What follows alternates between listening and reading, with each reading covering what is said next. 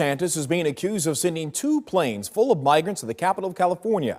West 2's Liv Johnson tells us what local politicians and the mayor of Sacramento are saying about it.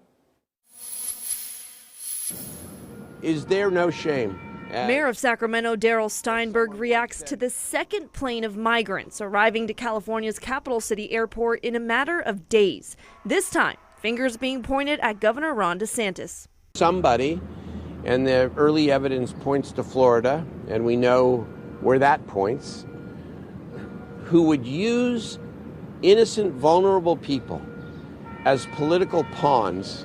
NBC reports the plane landed in Sacramento on Monday afternoon, carrying about 20 people. California Attorney General Ron Bonta claims the private plane company that dropped migrants in Sacramento is the same company DeSantis used to transfer migrants to Martha's Vineyard last year. He says DeSantis promised the immigrants jobs, removed them from Texas, and brought them to Sacramento with no resources. Chair of the Florida Democratic Party, Nikki Fried, believes it's all a part of a political stunt.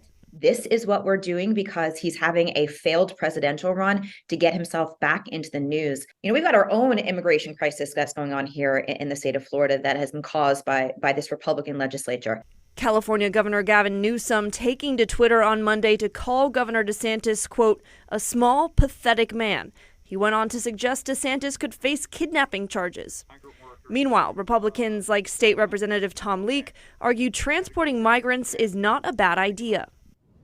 Why should the states like Florida and Texas have to shoulder the burden of illegal immigration alone? He says even if it is all for a political statement, it's worth it. The benefit to Florida is the same benefit that we'll have for the rest of the country, is we're highlighting an issue. The California Department of Justice is leading an investigation to find out where the migrants came from.